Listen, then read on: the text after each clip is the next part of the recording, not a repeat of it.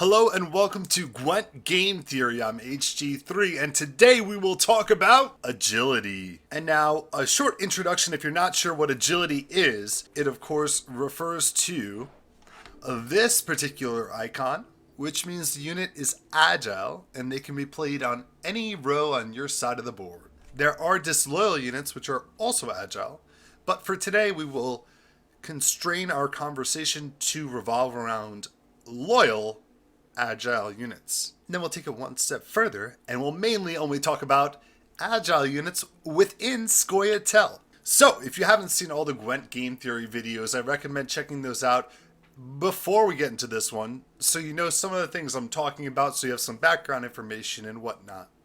But my main argument today is that agility is not accounted for in valuing units in the faction Scoia'Tael. I think agility is so strong that it constitutes a secondary racial passive. Now some of you might be thinking, what about the dwarves and the other units within Scoia'Tael that are not agile? Well, those units don't really have an issue with their value. Their value seems to be pretty straight up. For example, we can look at a unit that's not on the board right now.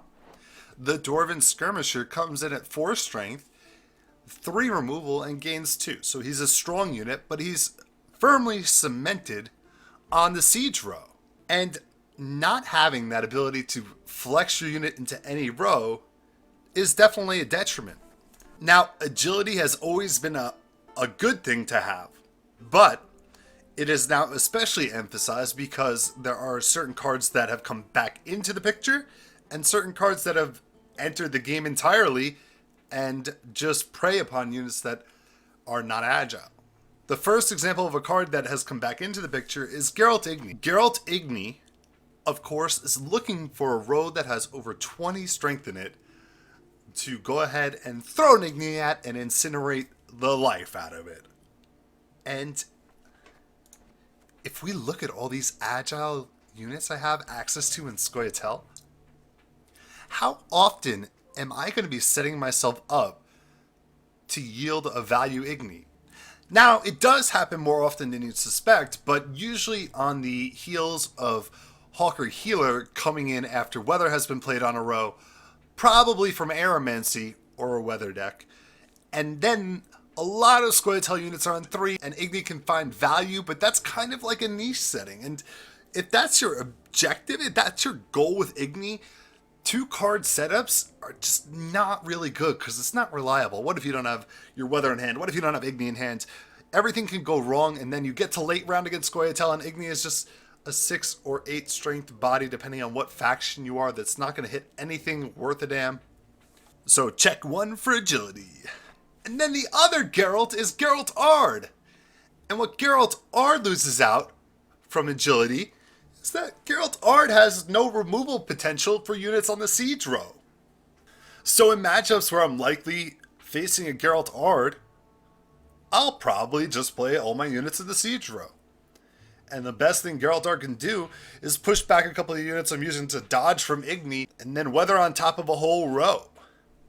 It's just less than ideal, and we're playing around it, and the effort it takes to play around cards like this is often pretty minimal. I'm not really going out of my way. I'm not taking a huge hit in another department because I'm moving my units to siege row. I do sometimes expose myself to lacerates, but that would happen normally, and then the deck has to have lacerate instead of marjoram. So there's other issues that arise from that as well. Now with that in mind as one factor, let's get back to our discussion about agility, and let's look at some of these cards and see why agility isn't considered in the valuation of the card. The easiest example to take in is the Vriad Dragoon, because he's a 5 strength unit and he adds 3 strength to a non-gold in your hand. So his value in total represents 8. So this is baseline value.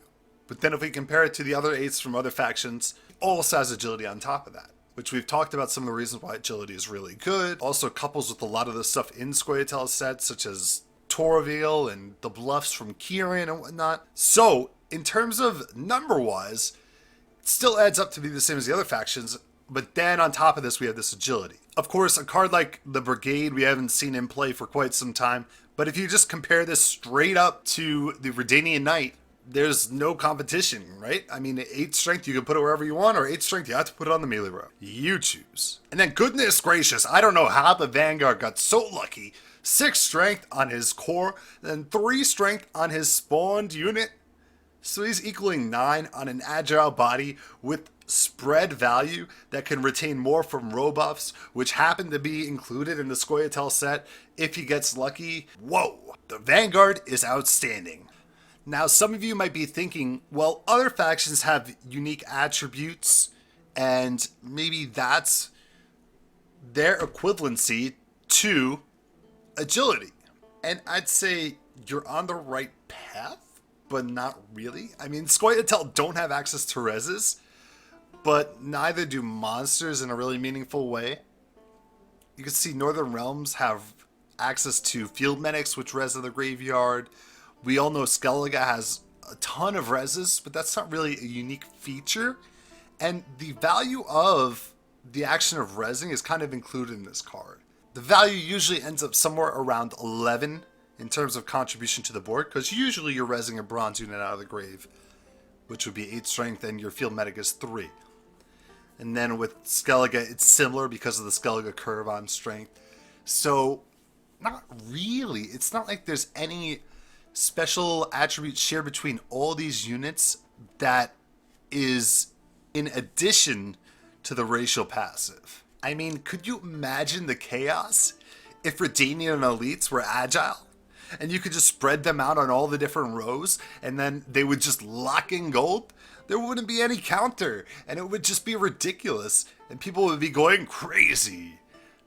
Scoia'Tael get to do that. I mean, they don't have the Redanian Elite feature, but they're able to set up things like huge Hulker healer buffs without really putting in too much effort, because they can just throw their units wherever they want. They could monitor their rows for Igni, they can monitor their rows for Ard. That's a big deal. And these units aren't really getting the same kind of feature. Now, I don't want this argument to be taken the wrong way. I actually like factions having more unique features. And I've been lobbying for a long time that a faction like Northern Realms should be moving away from reses so that Skellige's resing feels like a Skellige kind of thing. And I like having agility.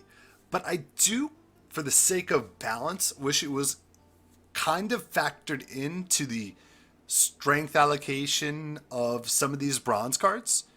It's not like Scoia'Tael's lacking in uniqueness. I mean, on top of the fact they have agility on almost all their elves, they also have stuff like ambush cards, which are really powerful and see some play on occasion. And then they also have great synergy with specials, just through their normal run of play.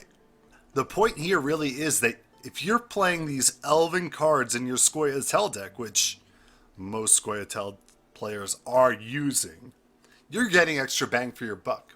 Good for you for making use of it right now. But in the future, I'm not sure I want to see this taken away from them, but I would like to see either a re-tinkering for balance purposes or an addition to the other factions where they have something similar, maybe an attribute associated with different races, as this is kind of like an elven thing. Maybe the humans can have a thing. So don't take this as a monumental criticism of the game.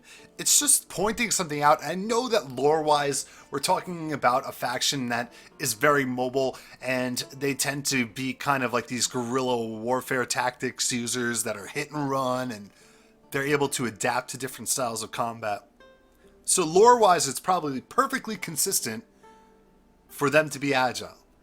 I love that. I think more lore attributes can be readily incorporated into the game. But I do want to see some value compensation at some point. It's not urgent. This is not the one thing pushing them over the top, making Scoia'Tael the best faction. Are they the best faction? Probably. But it's not agility. Agility is just definitely one of the components that's helping. But there are other things in the picture as well. So take this as food for thought. Nibble on it. And let me know what you think in the comments. Let me know if you think agility constitutes some kind of tangible value that should be represented in the card. Let me know if you think I'm completely wrong. And if you like this, of course, like the video and subscribe to our YouTube channel.